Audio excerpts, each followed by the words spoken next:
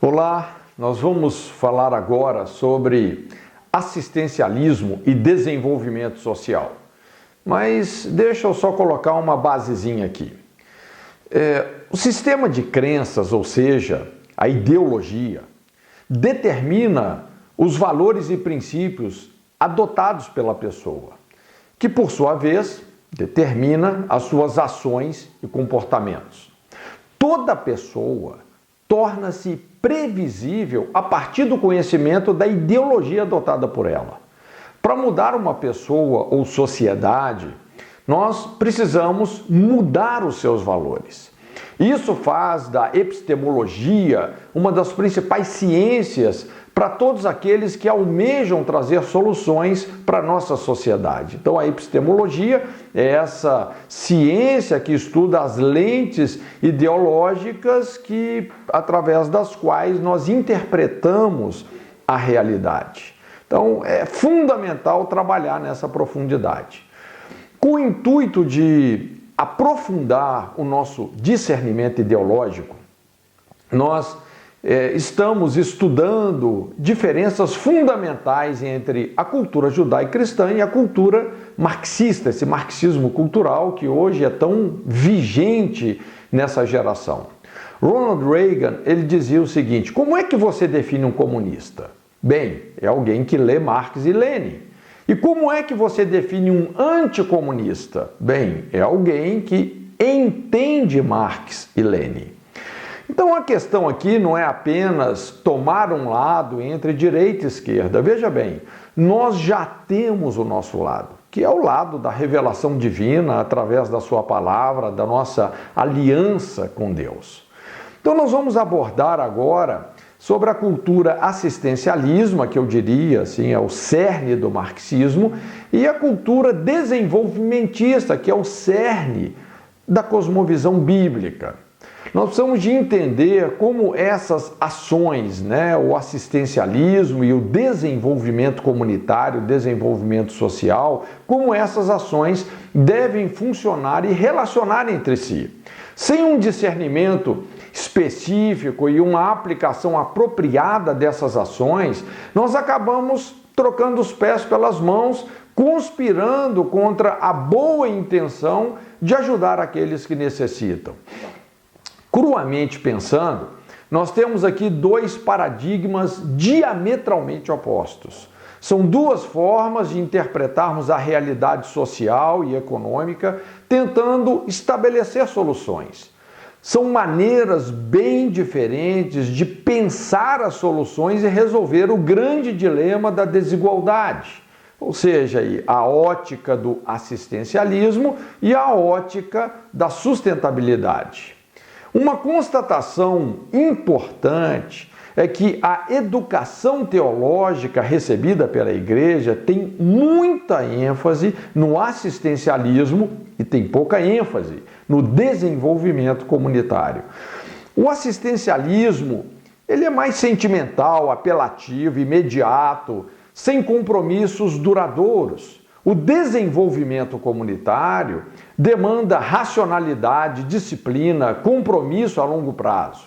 Porém, essa é a base para discipular pessoas, comunidades e nações que irão discipular novas pessoas, comunidades e nações.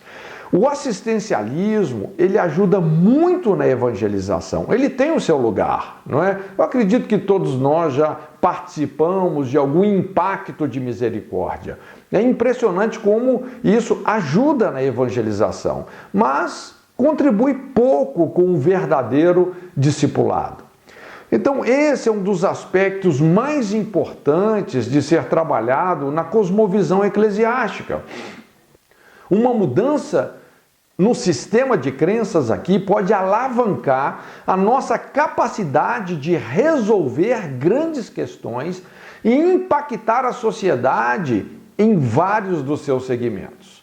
Então, veja bem, são dois esforços com resultados bem diferentes. Vejamos primeiramente aqui o assistencialismo. Existe lugar para o assistencialismo na Bíblia, obviamente. Não o assistencialismo interesseiro e egoísta, mas o assistencialismo que vem da compaixão. Eu diria que a teologia dos milagres, ela está baseada no assistencialismo. Veja a primeira multiplicação dos pães lá em Mateus 14, não é? Tudo começa na compaixão. Jesus desembarca, ele vê ali uma enorme multidão, ele cura os enfermos, já era muito tarde, não havia comida, o lugar era deserto, eles não tinham recursos para alimentar todas aquelas pessoas, e Jesus entendeu que se eles estavam ali por causa dele, ele deveria fazer algo pelo povo. Mas ao mesmo tempo, é interessante que ele responsabilizou os discípulos. Ele pediu que os discípulos alimentassem a multidão. Quer dizer, o milagre só aconteceu a partir dos discípulos que apresentaram ali aqueles 5 pães e 2 peixinhos. Mas veja bem, o assistencialismo, ele só é viável de curto prazo. Nós precisamos de entender isso. E em situações inusitadas, principalmente situações que envolvem algum tipo de calamidade pública.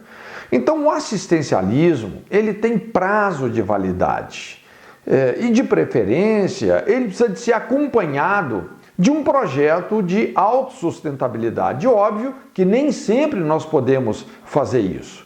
O importante aqui é entender que o assistencialismo demorado enfraquece o pobre, reforça a pobreza, ou seja, acaba viciando aquela pessoa na miséria, cria dependência, desestimula o desenvolvimento pessoal. E é dessa forma que o assistencialismo acaba se tornando um instrumento não de inclusão, mas de alienação social.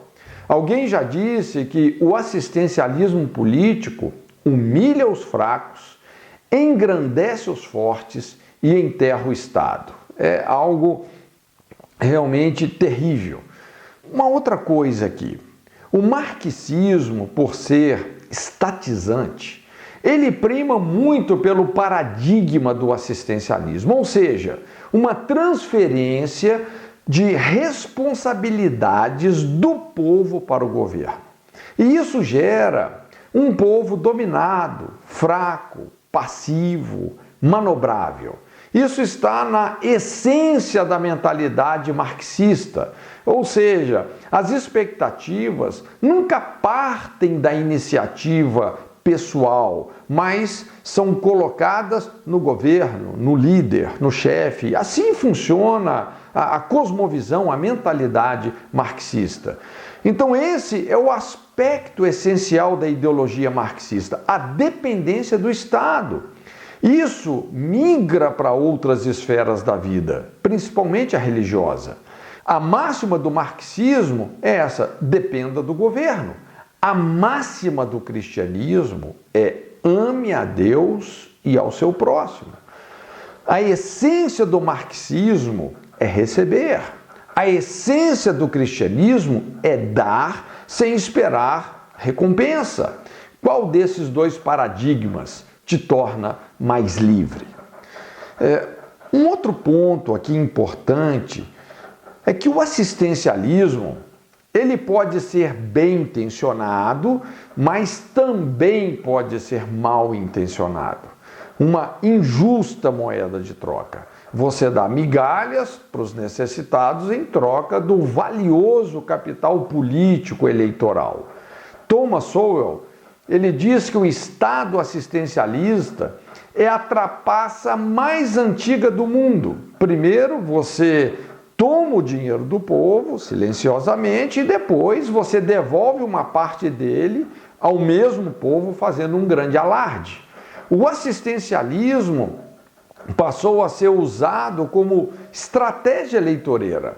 Os políticos descobriram que isso é um dos maiores segredos para se ganhar uma eleição. Sem tirar o mérito assistencialista em relação aos que realmente precisam, mas programas como o Bolsa Família, Bolsa Presidiária, etc., compra barato os votos de milhões de pessoas, decidindo facilmente os resultados de uma eleição. Obviamente, essa é uma janela de oportunismo para qualquer político, mas ninguém explorou tanto isso como a esquerda, como o PT. Assistencialismo é um dos principais eixos da propaganda marxista. O pior desse jogo é que cria-se uma simbiose entre a pobreza e o interesse eleitoreiro. Quanto mais pobres sustentados pela máquina do governo, mais garantidas estarão as próximas eleições. E para garantir a vitória eleitoral, é necessário que esses milhões de pessoas sejam mantidos na pobreza e dependência do governo. Então, esse é o ciclo do subdesenvolvimento que amarra muitas nações. É difícil dimensionar o estrago que esse sofisma tem causado no mundo. Isso direciona a política de governo para um subdesenvolvimento, ou um desenvolvimento bem aquém do que se poderia ter. O assistencialismo acaba se tornando mais um pretexto do que uma ajuda de fato. Um ponto também importante aqui é que uma cultura política assistencialista que não intenciona a liberdade e o desenvolvimento do indivíduo, invariavelmente tende à corrupção. A regra é que os recursos, quando chegam na ponta, ou seja, na pessoa realmente necessitada, já foi depauperado pela corrupção logística, pela corrupção dos tantos intermediários. Então nós precisamos discernir como lidar com as pessoas necessitadas. Esse é um ponto-chave também. Precisamos saber que tipo de ajuda a pessoa e situação realmente demanda. A essência de uma genuína ajuda está em amar com entendimento. A Bíblia fala de dois tipos de pobres: os oprimidos, vamos dizer assim, dignos de ajuda, e os preguiçosos, dignos de repreensão. Os oprimidos trabalhariam se pudessem, os preguiçosos trabalhariam se quisessem. É diferente. Ambos precisam de ajuda, mas de formas diferentes. Veja bem, os oprimidos, ou seja, refugiados de guerra, refugiados políticos, vítimas de catástrofes, secas, ou pessoas que se encontram num contexto crônico de falta de oportunidade, essas pessoas precisam de socorro imediato. Precisamos direcionar esforços em relação a elas. Agora, os preguiçosos são mais trabalhosos de ajudar. Você precisa dosar a ajuda, responsabilizando-os a participar do processo, alavancando-os da inércia, deslocando a ajuda de um processo de assistência social para o desenvolvimento comunitário. Então, nós não devemos julgar o assistencialismo por quantas pessoas estão nele, mas por quantas pessoas estão saindo dele. Ronald Reagan dizia: o melhor programa social é o emprego. Então vamos agora, falamos aí um pouco sobre o assistencialismo e vamos falar sobre o desenvolvimento comunitário.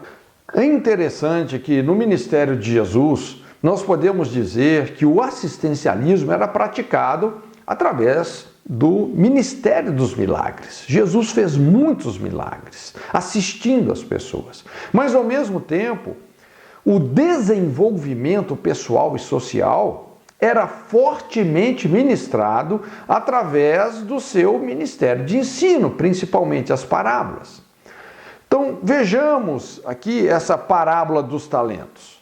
Jesus, ele respeita a capacidade de cada um em receber a ajuda, o investimento, mas ao mesmo tempo, ele espera que essa capacidade seja usada e não negligenciada. Lá na parábola dos talentos, Jesus fala que a um ele deu 5, a outro 2 e a outro 1 talento, segundo a sua capacidade. Veja bem, Deus não é comunista, ele não deu 5, 5 e 5, ou 2, 2 e 2, ou 1, 1 e 1. Não, ele deu 5, 2 e 1, esperando, não é, que essa capacidade fosse usada.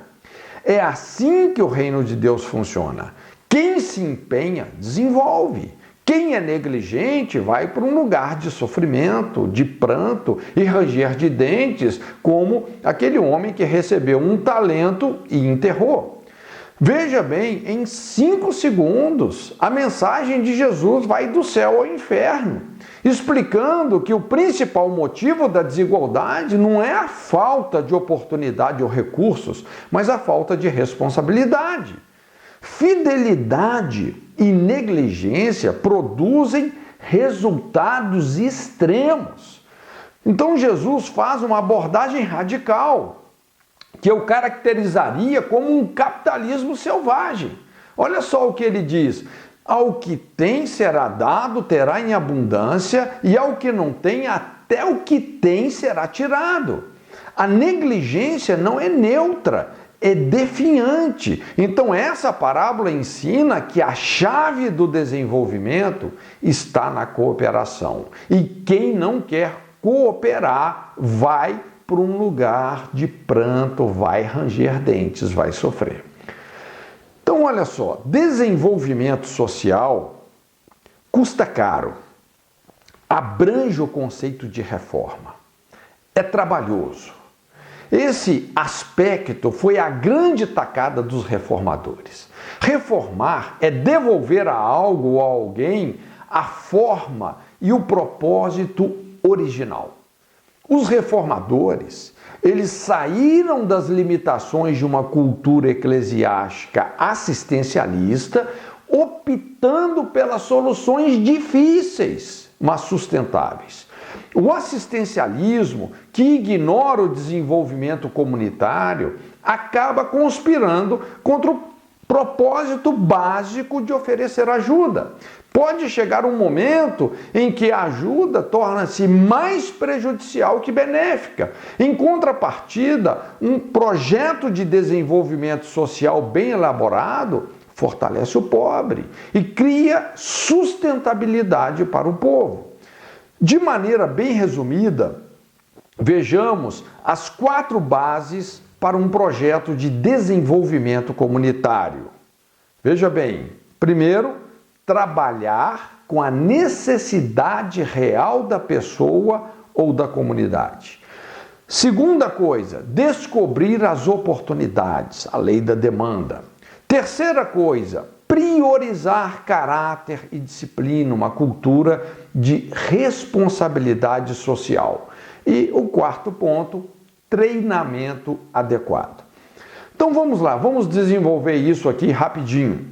Primeiro ponto é entender essa dinâmica entre necessidade sentida e necessidade real. A necessidade sentida tem muito a ver com expectativas imediatas. A necessidade real tem a ver com soluções sustentáveis. Quando o projeto social parte da necessidade sentida do necessitado e não da sua necessidade real, você só vai enxugar gelo. Nem sempre a necessidade sentida corresponde com a necessidade real. Por exemplo, o que é mais importante? Uma Bolsa Família ou um emprego? Um emprego qualquer ou um curso profissionalizante? Então, dependendo do momento e da situação, nós precisamos de entender a dinâmica da necessidade. Eu, pessoalmente, já participei de muitos esforços onde estávamos tentando resolver um problema de desenvolvimento com assistencialismo. No início é glorioso, mas depois é frustrante. Então, comunitariamente pensando, o que seria mais importante para tirar as crianças de uma comunidade pobre da marginalidade? Como é que você tira uma criança da marginalidade? Só um ensaio, né? Pensando em algumas coisas. Seria um centro esportivo, ou aulas de reforço escolar, assistência pastoral aos pais? Depende de cada situação. Qual é o ponto mais nevrálgico? Então, estabelecer uma lista de prioridades certas é imprescindível na elaboração e execução de projetos. Obviamente, um importante princípio para você alcançar uma pessoa ou comunidade com o Evangelho é estabelecer uma conexão pela necessidade sentida, ou seja, aquilo que mais grita, que mais dói. A partir desse vínculo formado, nós precisamos de descobrir aquelas necessidades nas quais estão ancoradas as soluções sustentáveis. Por exemplo, você começa uma escolinha de futebol, mas condiciona a participação da criança ao seu desempenho escolar. Nós temos isso na nossa base da Jocum.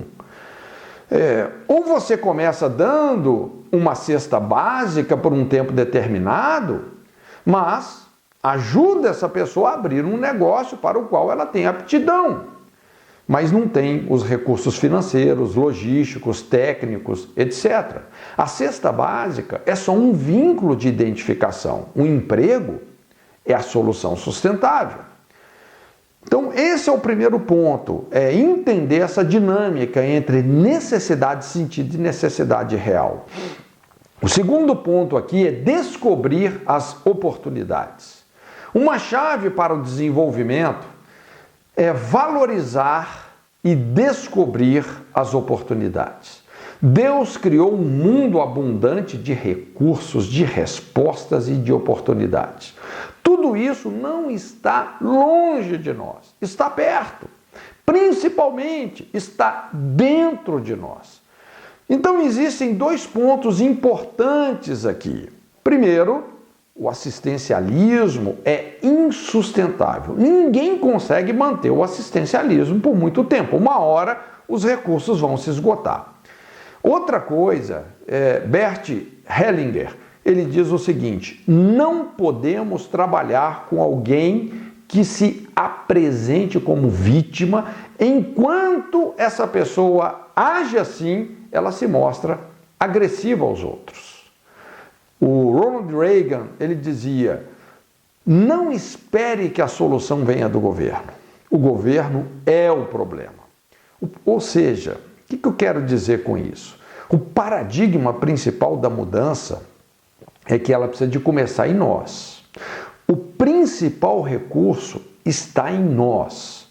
Quando nós enxergamos isso, as oportunidades fora de nós começam a se revelar. Terceira coisa aqui, para um projeto de desenvolvimento comunitário, é priorizar caráter e disciplina. Uma cultura de responsabilidade social é fundamental. É inviável investir em pessoas que não querem abandonar a desonestidade. No início, você pode até fazer tentativas com essa pessoa, mas se essa pessoa realmente não quer abandonar a desonestidade, o processo se torna inviável. Pessoas desonestas precisam ser penalizadas. Outra chave para o desenvolvimento é responsabilizar, ou seja, incluir o empenho da pessoa na resolução das suas próprias necessidades. Não apenas incluir a honestidade, mas o empenho dela. No desenvolvimento comunitário, toda ajuda está condicionada e é proporcional ao comprometimento da pessoa, o que Jesus explicou lá na parábola dos talentos. Não sei se você se lembra, mas esse é o famoso lema dos alcoólatras anônimos. Se você quer deixar a bebida, o problema é nosso. Se você não quer deixar a bebida, o problema é seu. Não tem como ajudar uma pessoa que não quer se ajudar. E isso fere o princípio fundamental do desenvolvimento comunitário, que é a cooperação. A partir da necessidade sentida de uma comunidade, cria-se projetos funcionais, onde a própria comunidade será parte da resposta para os seus próprios problemas. Discipular é responsabilizar, é o princípio da cooperação. Você ajuda, mas ajuda responsabilizando, investindo na formação de caráter e na iniciativa de viabilizar oportunidades de desenvolvimento. E agora então o quarto e último ponto, que é o treinamento adequado. Veja bem, um povo sem conhecimento é um povo escravo do engano. A luta contra as trevas se dá pela busca do conhecimento. O conceito espiritual de trevas está essencialmente ligado à ignorância. A principal arma contra as trevas é a educação em todos os seus âmbitos.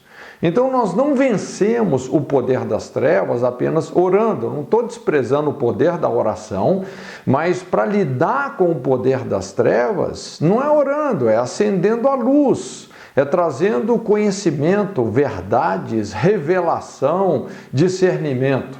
Então, a principal forma de fazer uma transferência de oportunidades e responsabilidades do governo para o povo é pela educação. Para você ter um povo forte, um povo consciente, um povo autovigilante, nós precisamos de educação. A Bíblia diz: o justo é liberto pelo conhecimento. Entenda por que os países influenciados pelo sistema de crenças da Reforma desenvolveram tanto. Foi com esses fundamentos que Calvino transformou Genebra, a cidade fedorenta, miserável, cheia de bêbados e prostitutas, em um modelo de desenvolvimento social. Então, veja bem, alguns pontos aqui que foram essenciais na Reforma. Primeiro, a educação fundamental. Essa é a principal política de um governo bem intencionado, é a educação fundamental.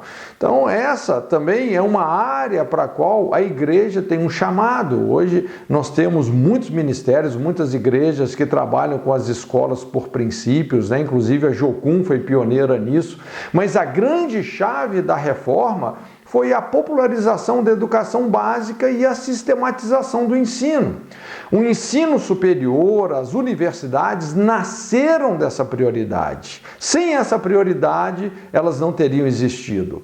O segundo ponto aqui é a educação profissionalizante.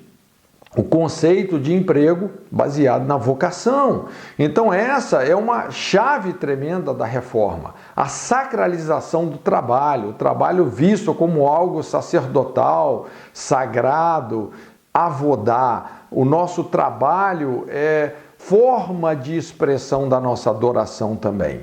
Quando nós pensamos em desenvolvimento social, nós precisamos de combinar essas duas ações, viabilizar o empreendedorismo, seja ele industrial, comercial, etc., mas também investir na capacitação profissional. Não adianta a gente ter oportunidade de trabalho sem uma competência técnica. A terceira coisa aqui é a educação moral. É interessante, né? Algo que me impactou muito quando eu estive ali em Genebra e ouvindo realmente um professor tremendo da Jocum, que é o Tom Bloomer. Então ele falava que esse era um dos princípios de Calvino. Ele falava assim: os céus estão nos assistindo. Mostrando realmente que cultuar a Deus não estava limitado àquelas 2 horas no domingo, mas se estendia realmente para cada momento. Inclusive, Calvino foi o cara que inventou o conceito de segundo. Ele falava assim: cada segundo conta, cada segundo será projetado na nossa eternidade. Então, havia uma atmosfera de temor a Deus. O temor a Deus, ele eleva a qualidade do serviço ao próximo. Seja esse serviço privado ou público, você está fazendo para Deus, você está servindo o seu próximo da melhor maneira possível.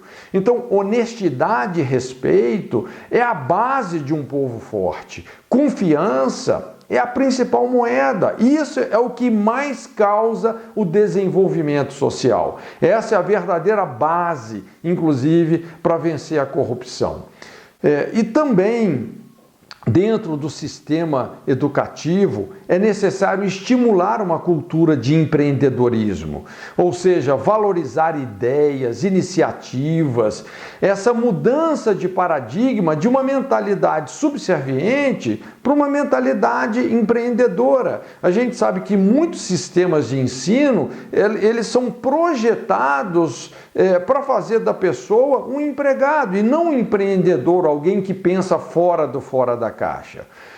Atualmente se fala muito nos centros de desenvolvimento de startups, ou seja, essas usinas de novas ideias. Quando nós falamos de desenvolvimento comunitário, isso daqui é essencial, principalmente dentro do mundo digitalizado que nós vivemos hoje. E também os programas de governo para facilitar a vida dos empreendedores. Isso é o que fortalece o mercado. A coisa mais importante quando a gente pensa na economia de uma nação, de uma comunidade, é o mercado. O que fortalece o mercado?